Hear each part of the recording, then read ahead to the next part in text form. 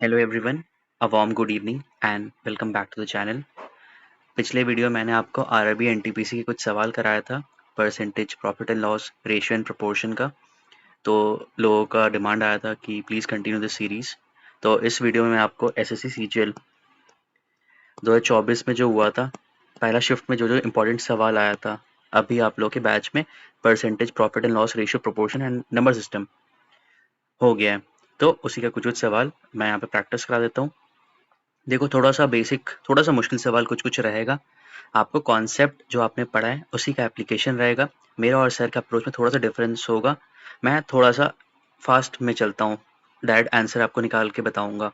तो थोड़ा सा आप इस टोन को पकड़ लेना, कैसा सवाल आ रहा है, कैसे बना रहा हूँ। और अगर आप उससे कंफर्टेबल हो तो आप इससे कर सकते हो, या फिर जो आप जिसमें कंफर्टेबल हो वो कर सकते हो। So let's start. पहला सवाल है, which of the following can be the, ये देखो ऑफिशियल पेपर है, ठीक है, जो सीजीएल का जो हम लोग को मिलता है ना शीट, वही है। Which of the following can be the value of के सो दैट द नंबर इतना इज डिविजिबल बाई 6।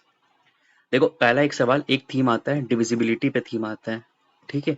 पूछता है वो 2 से कौन सा डिविजिबल हो रहा है, 3 से कौन हो रहा है, 4 से क्या हो रहा है, 6 से क्या हो रहा है, 9 से, 11, 13, ऐसा सवाल पूछता है।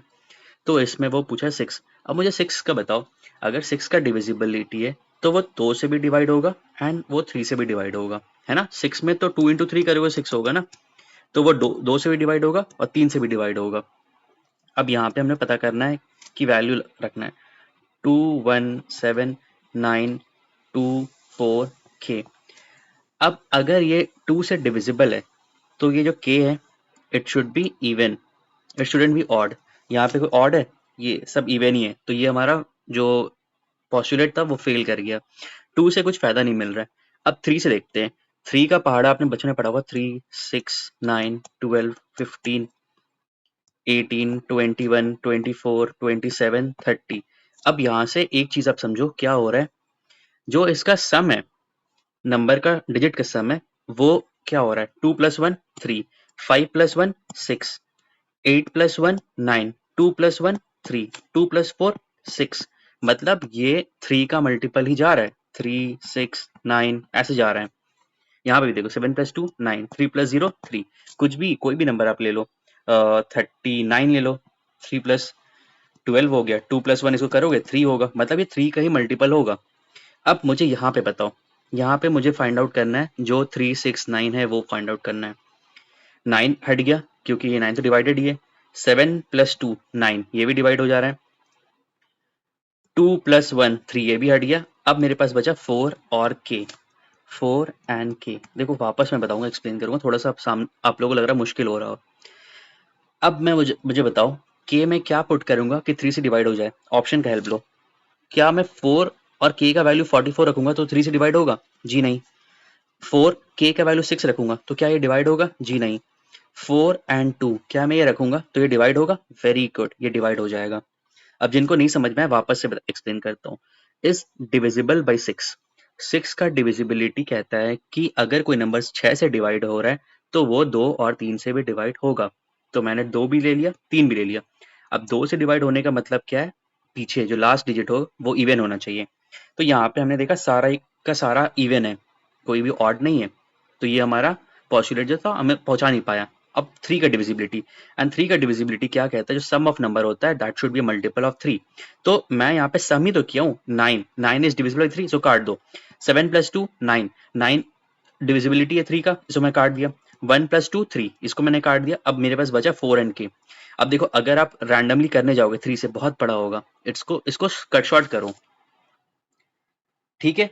आई होप आपको समझ में आ गया होगा। देखो, नहीं समझ में आएगा आपको ये रिवाइंड करना है, वापस से इसको देखना है। सर वैसे आपको आपके बैच में कराएंगे, ये वाला डिविजिबिलिटी वाला कराएंगे, है ना। बट ये आपको समझ में आ गया होगा।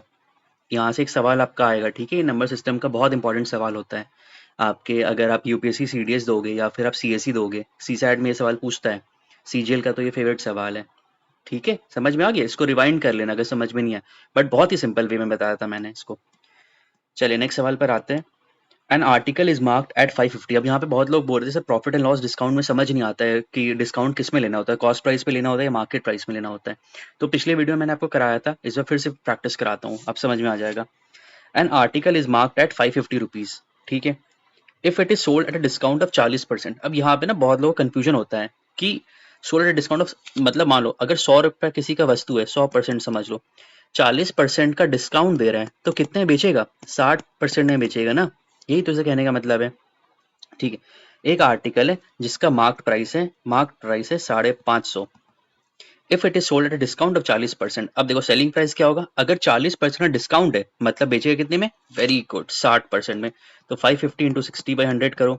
ठीक है, अच्छा हाँ, इस वीडियो में आपको थोड़ा कैलकुलेशन ही बताऊंगा, 55 6 330। ठीक है, सेलिंग प्राइस कितना आ गया, 330 आ गया। Then the selling price becomes 10% more than the cost price. जो सेलिंग प्राइस है वो 10% more than the cost price हो गया। अब यहाँ पे देखो, कॉस्ट प्राइस, सेलिंग प्राइस, अगर कॉस्ट प्राइस 100 है, selling price becomes 10% more than the cost price. अगर कॉस्ट प्राइस 100 है, इसका 10% कितना हो जाएगा, 110। ये तो समझ में आता है ना, 100 रुपया है, 10% मोर, 10% मोर मतलब 110 ही तो होगा। ठीक है, 110 मेरा सेलिंग प्राइस आ गया, लेकिन सवाल में मेरा गिवन है 110 का वैल्यू कितना गिवन है, 330, 110 का वैल्यू है 330। ये समझ में आया। देखो देखो देखो, मैं ये बताता हूँ, आपको लिखने का जरूरत नहीं है, सिर्फ आपको मल्टीप्लाई रेशियो ये सब लिखना है। देखो यहाँ पे मैंने क्या किया, मार्क प्राइस है 550, यहाँ पे मैंने लिख दिया mark price 550। If it is sold discount 40%, 40% discount में बेच रहा है मतलब 60 में बेच रहा है, तो 550 का 60% किए 330 आ गया। यहाँ तक पिक्चर क्लियर, यहाँ तक एक पार्ट कंप्लीट हो गया। नेक्स्ट पार्ट यहाँ स्टार्ट हो रहा है। Excuse me. Selling price becomes 10% more than the cost price. अगर कॉस्ट प्राइस 100 है तो 10% मोर इसका 110 हो जाएगा सेलिंग प्राइस। अब 110 का वैल्यू गिवन है 330, तो ये कितना टाइम्स हो रहा है, ये इंटू 3 टाइम्स हो रहा है। तो कुछ नहीं, अब कॉस्ट प्राइस को भी 3 टाइम्स कर दो, 100 इंटू 3 विल बी 300 रुपया। समझ में आया। अब बड़ा बड़ा लेंदी प्रोसेस जो लिखते हो, स्टेप लिखते हो, उसको काटना है। ये तो मैं इसमें लिखा रहा हूँ, आप सिंपल कैलकुलेट करोगे, फट से आंसर लाना है। देखो एडियो वगैरह में क्या है ना, यहाँ पे स्पीड मैटर करता है। मैं आपको इसीलिए एम्फेसिस करता हूँ ना, आपका कैलकुलेशन बहुत फास्ट होना चाहिए। जो हम लोग का लाइव डिस्कशन होता है उसमें मैंने आपको एम्फेसिस इसी पे किया ना, कि आप अपना जो स्पीड है, स्पीड कैलकुलेशन इंक्रीज करो, एडिशन फास्ट करो।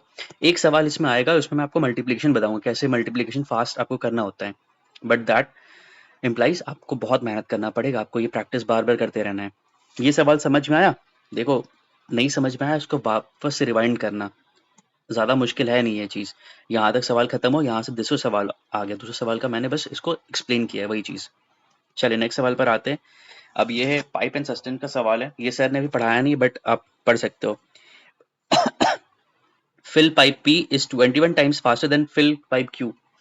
दो पाइप है P and Q, efficiency given है 21:1। ठीक है, P और Q का है, P 21 टाइम्स ज्यादा करता है, अगर 1 है ये 21 टाइम्स हो गया।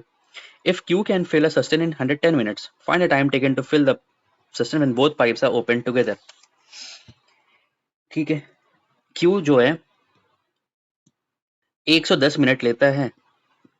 ठीक है, तो टोटल वर्क कितना हो गया, total work will be efficiency into time.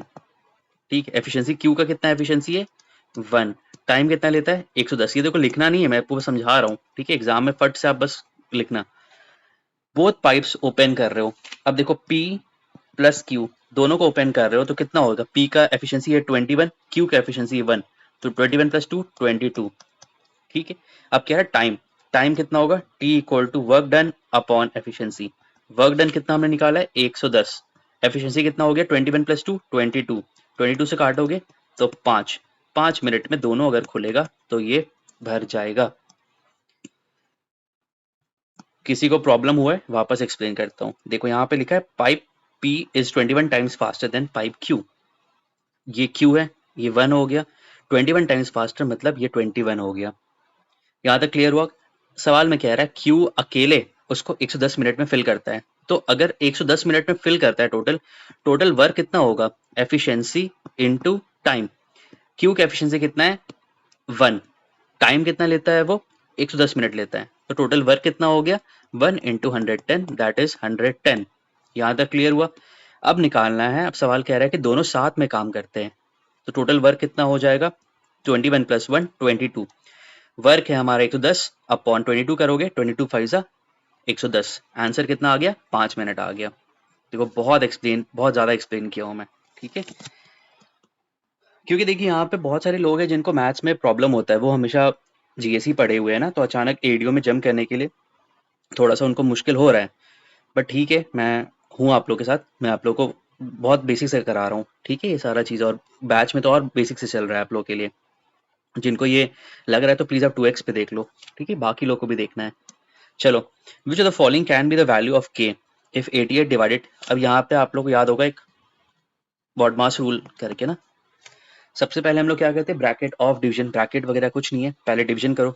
88 को 8 से करोगे कितना होगा, 11 इंटू के माइनस 3 इंटू 3 9 अपॉन में 6 का स्क्वायर 36 होता है। ये देखो मेंटल मैथ्स करना है, 6 स्क्वायर 36 माइनस 35 1 प्लस के स्क्वायर, 1 प्लस के स्क्वायर बराबर हो गया 1 के। अब बस कुछ मत करो, 11 के माइनस 9 इक्वल टू 1 प्लस के स्क्वायर, ठीक है, ये वाला वैल्यू आया। सवाल क्या पूछ रहा है, ठीक है, अब यहाँ पे पुट करना, वैल्यू पुटिंग है, कुछ नहीं करना। अगर आप चाहते हो उसको सॉल्व करना तो सॉल्व भी कर सकते हो, के स्क्वायर माइनस 11 के प्लस 10 इक्वल टू 0, तो के का वैल्यू कितना आएगा, 1 एंड 10 आएगा, ठीक है। नहीं भी करना है, सॉल्व नहीं करना, सिंपल यहाँ पे वैल्यू प्लग करो, 11 इंटू के, अगर यहाँ पे 1 ले लिया हूँ, 11 into 1 11 minus 9 equal to 1 plus k का वैल्यू कितना आप ले रहे हो, 1 ले रहे हो, तो 11 माइनस 2 2 प्लस 2 बराबर आ गया, सिंपल, ठीक है। अगर आप नहीं भी करना चाहते हो, वैल्यू का सहारा लो, आप आंसर निकालो। समझ में आ गई है, तो सिंपल सवाल था ये, आपके रीजनिंग में भी पूछ सकता है, आपके मैथ्स में भी पूछ सकता है। चलो, ये सवाल है थोड़ा मुश्किल है, अब थोड़ा लेवल अपग्रेड हो रहा है, परसेंटेज का बहुत ही बेहतरीन सवाल है, बहुत लंबा सवाल है, देखते हैं कैसे बनता है ये। In an election between two candidate, y% of the votes, y% of the voters did not vote, ठीक है, y% ने वोट नहीं किया, 10% ऑफ द वोट्स पर डिक्लेयर्ड इनवैलिड, जो 10% था वोट वो डिक्लेयर था इनवैलिड, ठीक है। While all the valid votes were cast in favor of either of the two candidates, देखो वोट वाला ना, आपको मैं एक बता देता हूँ, आज ये वाला सीख जाओगे तो फिर कभी गलत नहीं होगा आपका वोट वाला सवाल, और ये सवाल पूछता भी है। चलो देखो, the candidate who got 59.737% of the valid vote cast was declared in elected by 2484 votes, ठीक है। देखो अगर 100% टोटल वोट है, 100% अगर टोटल वोट है, उसमें से एक कैंडिडेट को मिल रहा है 59.375%, ठीक है। 100% में पहला जो विनर है उसको मिल गया 59.375%, तो दूसरा को कितना मिलेगा, 100 माइनस 59 करोगे तो आएगा 40 पॉइंट, यहाँ से क्या 625 40.625%, ठीक है, यहाँ तक समझ में आ गया।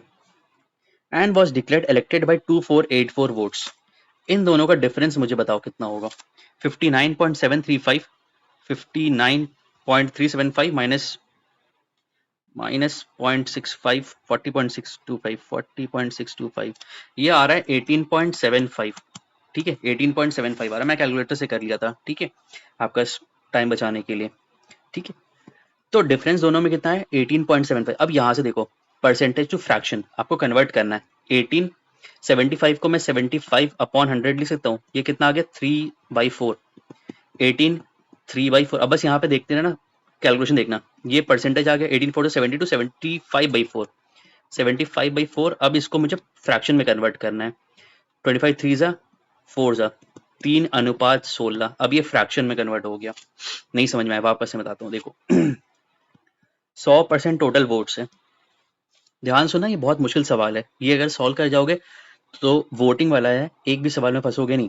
द कैंडिडेट हु गॉट 59.375%, देखो एक बंदे को मिला है 59.375% वैलिड वोट्स का, ठीक है, अभी बताऊंगा वैलिड वोट्स वाला। तो सेकंड वाले को ऑब्वियसली 100 माइनस मिलेगा, तो ये कितना आ गया 40.625%। अब ये कह रहा है, ये जो बंदा है इसको x मान लो, इसको y मान लो, कह रहा है x y से इतना वोट से जीत गया, 2484 वोट से जीत गया। बट हम लोग जो देख रहे, ये दोनों के बीच में डिफरेंस कितना है, 59.37 माइनस 40.625, ये डिफरेंस है 18.75, ये है 18.75%। अब इसको मेरे को फ्रैक्शन में कन्वर्ट करना है, तो मैं क्या करूंगा, 18.7 फ्रैक्शन हटाने के लिए 100 से डिवाइड करूंगा। ये करने के बाद मेरा आएगा 1875 अपॉन 100, 18.3/4%। 18 4 72, 75/4 इंटू 100, 25 दिया 25 चौक 3/16 फ्रैक्शन। देखो परसेंटेज कभी भी आएगा ना, फ्रैक्शन में कन्वर्ट करो, ज्यादा इजी होगा कैलकुलेशन। अब समझ में आ गया कैसे मैं किया हूँ, 18.75% को फ्रैक्शन बस कन्वर्ट किया हूँ।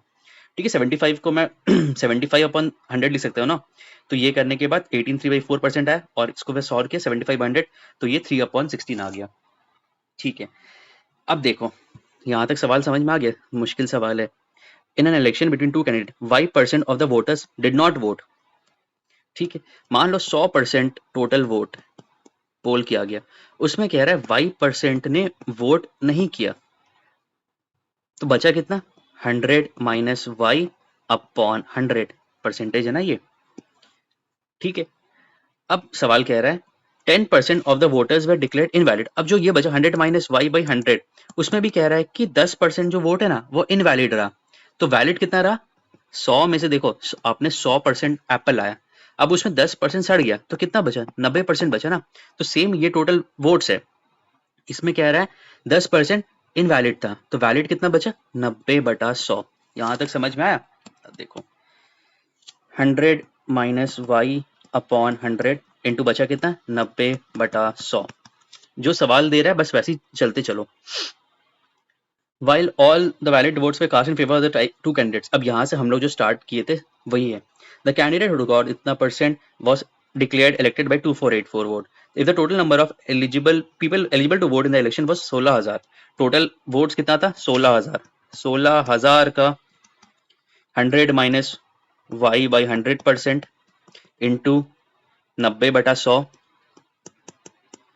इंटू, अब देखो यहाँ पे है कितना मार्जिन जीता, 2484, लेकिन हमारे इसमें कितना है, 3/16। अब इसको लिख दो 3/16 इक्वल टू 2484। 0 से 0 कटा, ये कटा, 16 से ये पूरा कट गया। अब यहाँ पे कैलकुलेशन करना पड़ेगा, 90 से तो काटना है। ठीक है, 3 से काटते, 3 8 24, 3 26, 3 8 28, 90 से ये कटेगा, 9 9 से 81, और ये 92, तो 100 माइनस वाई इक्वल टू 92, तो y का वैल्यू हो गया 8। 8 है, ठीक है 8 है। देखो वापस समझाता हूँ, थोड़ा सा लेंदी कैलकुलेशन हो गया है, ये मैं समझ रहा हूँ, मुश्किल सवाल है, ठीक है, बट अगर ये वोट वाला कॉन्सेप्ट समझ लियो ना, देखो एकदम सिंपल वे में बताता हूँ। देखो 100% अगर टोटल वोट है ना, उसमें से एक बंदे को, अगर जो बंदा जीत रहा है अगर उसको 53% वोट मिला, तो जो लूजिंग पार्टिसिपेंट होगा, अगर मैं 2 ही लोग का पार्टिसिपेंट बता रहा हूँ, इसको अगर 53% मिला तो सामने वाले को कितना मिलेगा, 47% मिलेगा, है कि नहीं। यहां तक तो समझ गए हो ना। अगर सामने वाला जीत रहा है 53% से, तो दूसरे वाले को 47 मिलेगा। इन दोनों के बीच में डिफरेंस कितना है, 6% का डिफरेंस है। अब मान लो इस सवाल में दे दिया कि ये वैल्यू 1200 वोट्स है, तो 6% का वैल्यू 1200, मतलब 100% का वैल्यू कितना होगा, 2000 होगा, 20,000 हो जाएगा। 6% तो उसको काटोगे 200 हो गया ना, और 100% इसका 20,000 हो गया।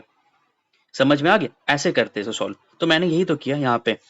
In an election between two candidates, 5% of the voters did not vote. देखो total vote, the total number eligible to vote in the election was 16,000। Total जो वोट करने वाले थे वो थे 16,000। यहाँ तक समझ में आ गया। 5% of the voters did not vote। 100% total vote था, उसमें से 5% ने वोट नहीं किया, तो बचा कितना, 100 माइनस वाई अपॉन 100। ठीक है, 10% of the votes way declared invalid. अब इसका ये जो है, इसका 10% इनवैलिड था, तो वैलिड कितना हुआ, 90/100। ठीक है, अब सवाल का यहीं से, द कैंडिडेट हु गॉट इतना percent of the valid votes was declared elected by 2484 votes. If the number of eligible votes in the election was find the value of y। अब दोनों के बीच में डिफरेंस कितना है, 2484 वोट का, but हमारा fraction कितना आ गया था, 3/16, और इसका वैल्यू कितना है, 2484। बस यहाँ से कैलकुलेशन करना था, कैलकुलेशन करोगे तो हमारा y का वैल्यू कितना आ जाएगा, 8 आ जाएगा। समझ में आया, थोड़ा सा मुश्किल सवाल था, मैं मान रहा हूँ, बट अगर ये मुश्किल सवाल कर लोगे तो आपके लिए इजी सवाल जो होगा वो आसान हो जाएगा। ठीक है, इसको वापस से देखना, और वोटिंग वाला जो क्वेश्चन है ना वो आपको ग्रुप में मिल जाएगा, आप ग्रुप में इसको सॉल्व करना वोटिंग वाला, बट कॉन्सेप्ट पूरा इसका सेम ही है। 100% अगर वैलिड वोट दिया है, बंदा 53% ला रहा है, तो दूसरे बंदे को 47 मिलेगा। मतलब ये तो मैं रैंडम दे रहा हूँ। मान लो ये 22% है तो ये 48% जीतेगा, 38% जीतेगा, है ना। और दोनों के बीच का फिर डिफरेंस निकालो और वो वैल्यू दिया रहेगा उसे सॉल्व करोगे तो वोटिंग वाला सवाल आपका हमेशा बन जाएगा। और ये परसेंटेज टू फ्रैक्शन, मुझे यार एक बार याद दिला देना ना, मैं ये परसेंटेज टू फ्रैक्शन है एक बार यूट्यूब पे करा दूंगा, कैसे फास्ट कैलकुलेशन होता है। अगर आप देखो नॉर्मल मेथड से जाओगे थोड़ा सा टाइम टेकिंग है, बट ये वाला मेथड अपनाओगे तो ज़्यादा आपको इजीली आपको सॉल्व भी हो जाएगा। मान लो ये पहला सवाल थोड़ा मुश्किल सवाल था बट ग्रेजुअली हो जाएगा। चलिए नेक्स्ट सवाल पर आते हैं। Rajesh in his printing press got an order to print some books out of which he completed 17 by 27 of the order in 34 days. Rajesh in his printing press got an order to print some books out of which he completed 17 by 27 of the order in 34 days. In how many days did he complete the entire? अच्छा simple सवाल है। 17/27 काम वो करता है 34 दिन में। तो डायरेक्ट काटो, दो तो एक काम करेगा वो 27 to 54 डेज में। तो यूनिटरी मेथड वाला है ना, समझ में आ गई। देखो 17/27 काम वो 34 दिन में करता है, 17/27 काम वो 34 दिन में करता है, तो ये तो वो होता है ना 34/17 इंटू 27, 17 से 2 बार में गया, 27 टू 54, तो टोटल काम वही 54 डेज हो गया। In how many days did he complete entire? 54 days में कंप्लीट करेगा।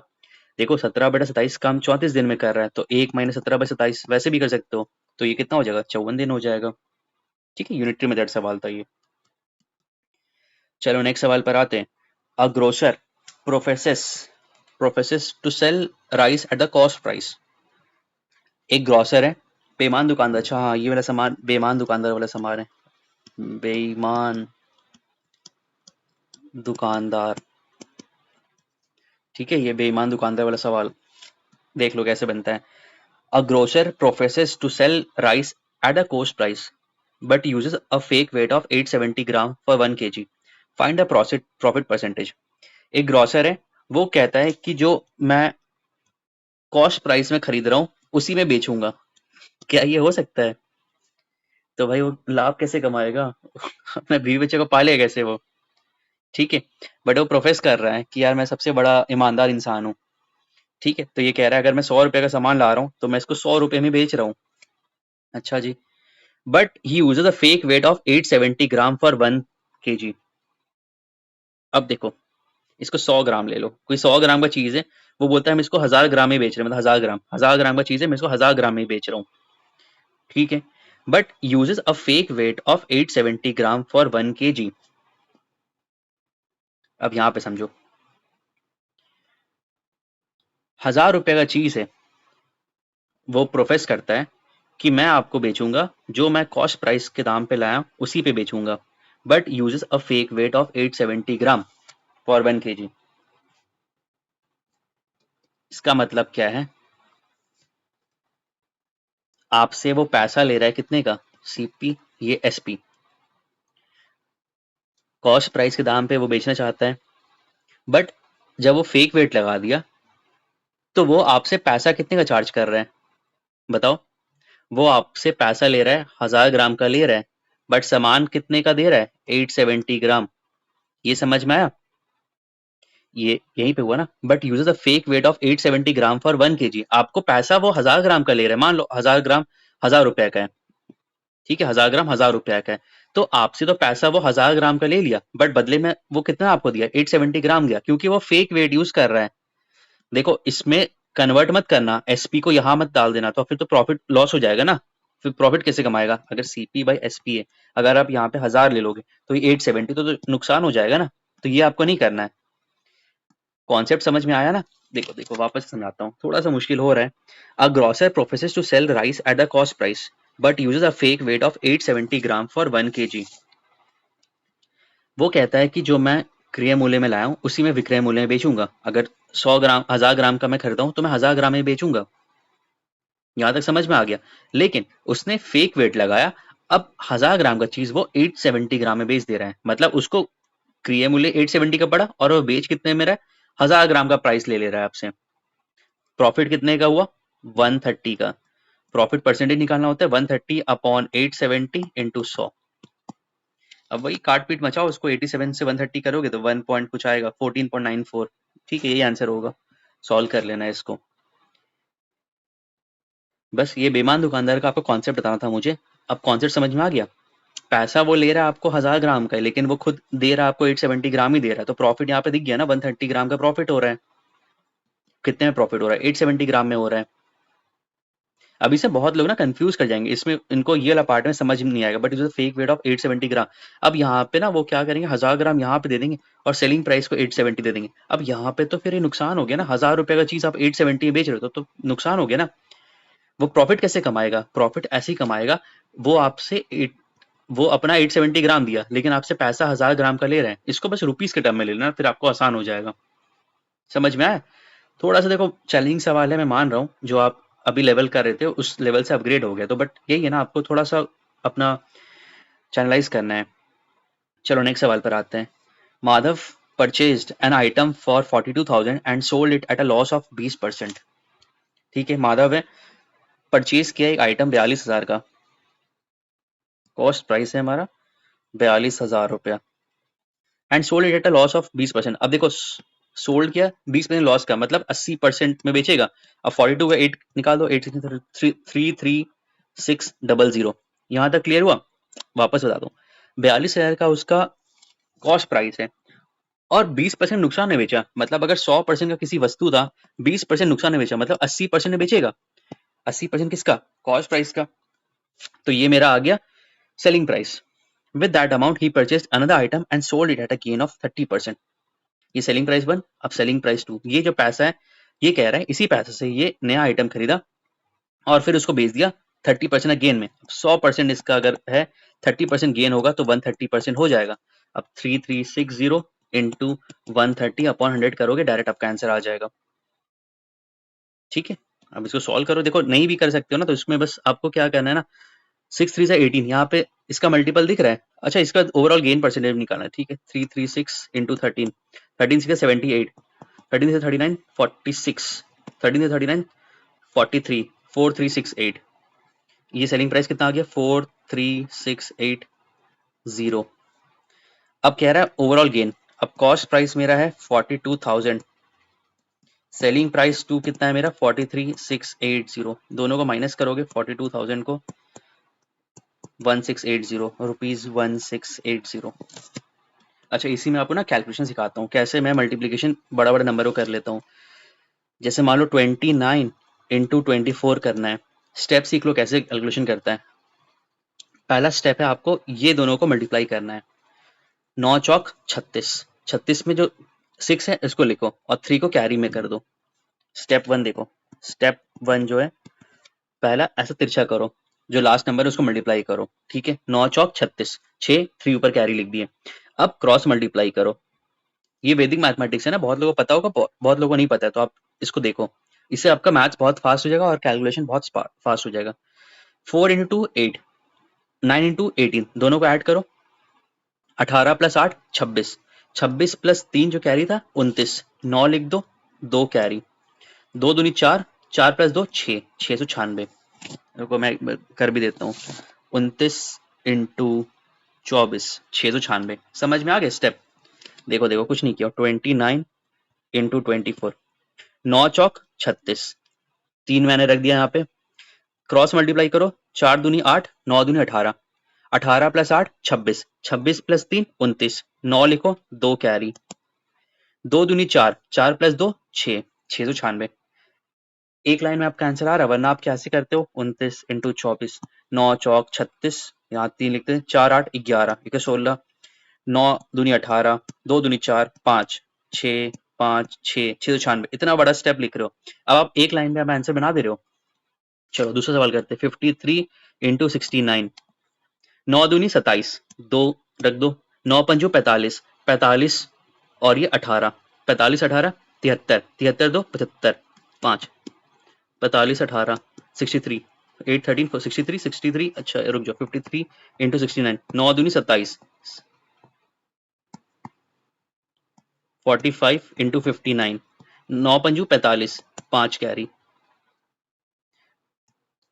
9 चौक 36, 36 और 25 61, 61 4 65, 6 कैरी, 5 20 26, 2655 मिला भी लेते हैं इसको, 45 इंटू 59, 2655, ठीक है।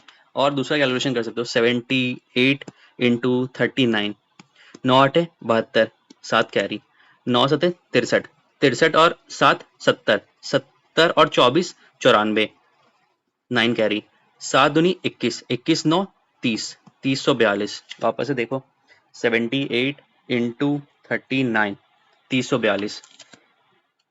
स्टेप वही है, पहला स्टेप 1 क्या है, इसको मल्टीप्लाई करो, 8 इंटू 9 कितना आ गया, 72 आ गया। 72 का मैं लास्ट है यूनिट डिजिट है उसको मैं लिखा 2, और जो ये वाला डिजिट है इसको मैं कैरी फॉर्म में डाल दिया। यहाँ तक पहला स्टेप आ गया 2। स्टेप 2 क्या है, क्रॉस क्रॉस मल्टीप्लाई करना है। 9 सते 63, 63 और 7 70 हो गया, 8 दिया 24, अब 70 और 24 कितना होता है, 94, 94 में 4 लूंगा, 9 में कैरी पे डाल दूंगा, सेम यहाँ पे कैरी पे डाल दिया, 4 यहाँ पे लिख दिया हूँ। नेक्स्ट स्टेप क्या है मेरा, ये दोनों को मल्टीप्लाई करना है, 7 दिया 21, 21 और 3 30, बस 3042।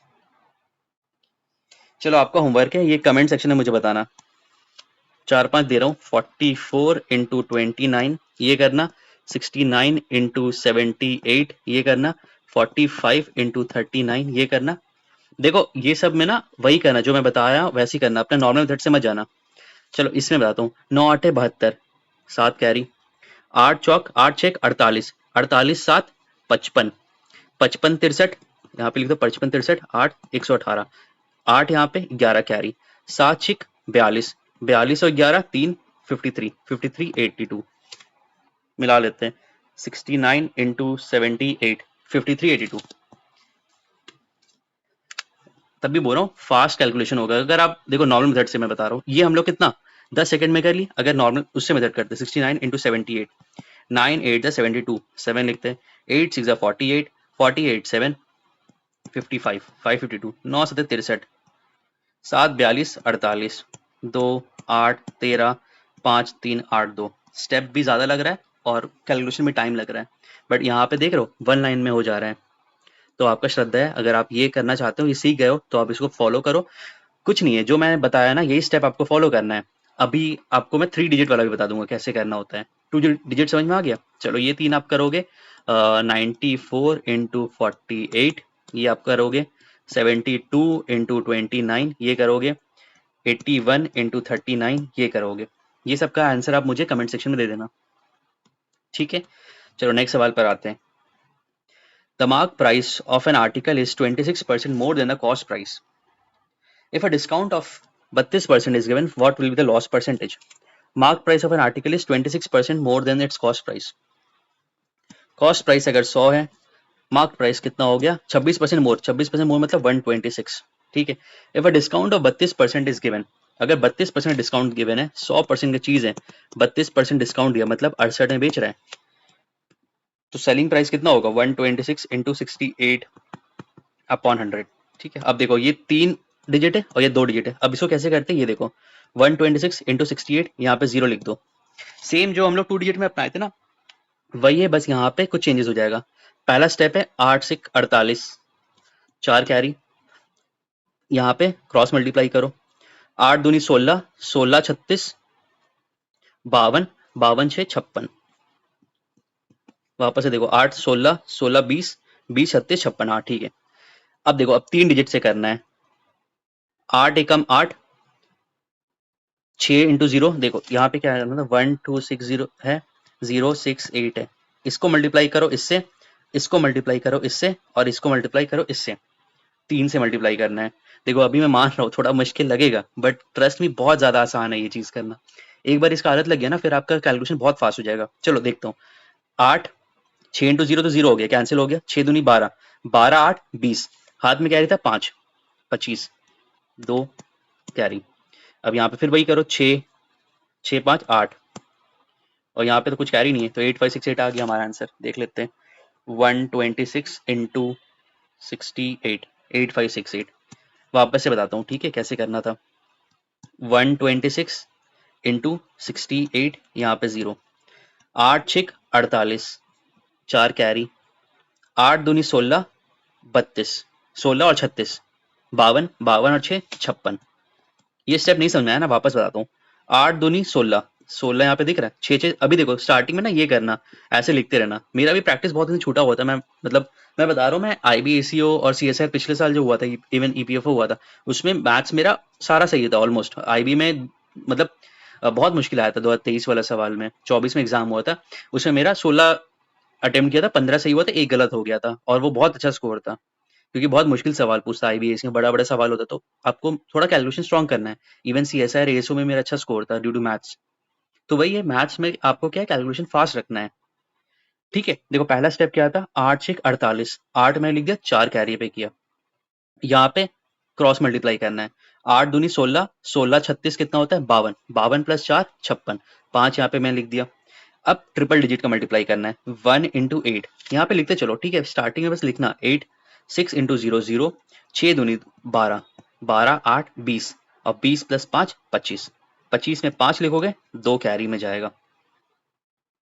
ठीक है, अब यहाँ पे देखो 1 इंटू 6, 2 इंटू 0 0, 6 प्लस 2 8, 8 5 6 8 हमारा आंसर आ गया। 2 डिजिट समझ में आ गया, 3 डिजिट समझ में आ गया, 2 डिजिट वापस से प्रैक्टिस करो। 24 78, चलो प्रैक्टिस करो। 24 इंटू 78, 78, चलो। 8 दूनी 32, 3 कैरी, 8 16 16 29, 16 और 3 19, देखो 8 दूनी 16, 16 और 3 19, 19 और 28 47, 7 4 कैरी, 7 दूनी 14 14 1872। वापस से कुछ सॉल्व करते हैं। चलो 69 इंटू 75 कर देते हैं। 9 पंजू 45, 5 4 कैरी, 6 पंजू 30, 30 34, 34 और 63, 7 97, 7 9 यहाँ पे लिख दो। ठीक है, 7 6 42, 42 9 51, 5175। मिला लेता हूँ, 69 इंटू 75, 517, हाँ ठीक है 5175। कैलकुलेशन स्मूथ भी हो जा रहा है, फास्ट भी हो जा रहा है। देखो धीरे धीरे मैं मान रहा हूँ, थोड़ा सा टाइम लगेगा, ये सब चीज नया चीज अकस्टम करने में समय लगता है, बट ठीक है, ये बहुत सस्टेनेबल है। Once you are done with this, आपका देखना मैथ्स रॉकेट की तरह जुप से पार होगा आपका। बाकी लोग कैलकुलेशन बहुत धीरे धीरे करेंगे, आप जुप से निकल जाओगे। ठीक है, अरे सवाल तो हम लोग करना ही भूल गए। ठीक है, ये 100 है, 126 इंटू 68 कितना हमारा आंसर आया। क्या कर रहा था हम लोग, सवाल सॉल्व करना ही भूल गए हम लोग। The mark price of N article is 126% मोर 26, ठीक है, कॉस्ट प्राइस 100 है, ये 126 हो गया। ठीक है, if a discount of 42% is given, what will be the loss percentage. 126 into 68 करने पे कितना है हमारा, 8568 आया, मतलब 0 0 करोगे तो 85.68। तो 100 रुपए का चीज है, आप सेलिंग प्राइस 85.68 में बेच रहे हो, मतलब 68 और 2 32, 32 ऑप्शन में कहीं है, बस आ गया आंसर। अब जिसके पास नहीं था वो कहता 126 आ गया, अब इतना बड़ा कैलकुलेशन देख के वो छोड़ देता है यार, मतलब बोलता है यार इतना बड़ा कैलकुलेशन कौन करेगा। बट आप एक और चीज देखते हो, देखो 8 8 6 48, 8 मेरा आ रहा है, 100 से माइनस करना है, तो मतलब यूनिट डिजिट में 2 आएगा। अब यूनिट डिजिट यहाँ पे 2 कहीं पे नहीं है, यहाँ पे नहीं है, बस यहीं पे यूनिट डिजिट है 2, तो यहाँ से भी कर सकते हो, यूनिट डिजिट वाला भी आप कर सकते हो। ठीक है, मेन है कि आपको मैथ्स से प्यार हो जाना चाहिए, आपको नंबर से प्यार होना चाहिए, नंबर दिखते ही साथ आपको हो जाना चाहिए, हाँ यार नंबर आ गया, मैं सॉल्व करना है। 2 डिजिट मैंने समझा दिया, 3 डिजिट मैंने बता दिया आपको। मैं आपके जो ग्रुप है, वीडियो वाले ग्रुप में, उसमें मेंटल मैथ्स में आपको प्रैक्टिस सेट भी दूंगा, और आपको फिर से एक वीडियो बनाऊंगा, समझाऊंगा उसमें। चलो नेक्स्ट सवाल पर आते हैं। सवाल क्या कह रहा है, अ पर्सन अर्न्स 16,000 पर महीना and spends 80% of his income and saves the remaining amount. अब इसमें बहुत लोग को कंफ्यूजन होता है। If his income increases by 20% and expenditure bye 10%, why the percentage increase. Percentage increase किया ना, इसका कोई काम ही नहीं है फिर। चलो करते हैं। लिखो इनकम, एक्सपेंडिचर, सेविंग। इनकम मान लो 100% है, and spends 80% of his income, expenditure 80% है, सेविंग कितना होगा, 20% होगा। ठीक है, if his income increases by 20%, 100 का 20% इंक्रीज हो रहा है, मतलब 120, and expenditure bye 10%, expenditure 10% increase हो रहा है, मतलब 80 का 10% 88। ठीक है, find a percent increase in savings. 120 minus 88 कितना होगा, 10 टू 11 32, 32 हुआ। कितना इंक्रीज हुआ, 20 से 32, 12% का, कितने में, 20 में, 20 पंजू 12 पंजू 60%। तो हमारा आंसर कितना आ गया 60%। ठीक है, पुकी सवाल था ये वाला, बट हाँ यहाँ पे थोड़ा थोड़ा मुश्किल सवाल हमने प्रैक्टिस किया, और तो कुछ सवाल नहीं है ना इसमें। ठीक है, देखो आज आप लोग ने क्या क्या सीखा। आज आप लोग ने सबसे इम्पोर्टेंट सीखा वोट्स वाला सवाल को कैसे सॉल्व करना होता है। डिसऑनेस्ट शॉपकीपर का आपने सीखा। आपने सीखा डिविजिबिलिटी रूल, डिविजिबिलिटी रूल सीखा आपने। आपने सीखा two digit multiplication, two digit multiplication. आपने सीखा थ्री डिजिट मल्टीप्लिकेशन। ठीक है, ये सारा चीज आपने सीख लिया। नंबर सिस्टम आपने प्रैक्टिस किया, percentage and profit and loss practice किया, परसेंटेज प्रैक्टिस किया, थोड़ा बहुत रेशियो प्रैक्टिस किया, और आपका थोड़ा सा कैलकुलेशन और थोड़ा सा कॉन्फिडेंस इंप्रूव हो गया होगा। सीजन, फेस्टिवल सीजन खत्म हो गया, अब आप लोग स्टार्ट कर दो प्रैक्टिस करना। मैं जितना हो सके मैं कोशिश करूंगा आप लोग का कैलकुलेशन और आपका जो मैथ्स का एटीट्यूड है वो इम्प्रूव करा दूंगा। ठीक है, so this is all from from my side. मिलते हैं नेक्स्ट वीडियो में, तब तक के लिए खुश रहिए, मुस्कुराते रहिए। जय हिंद।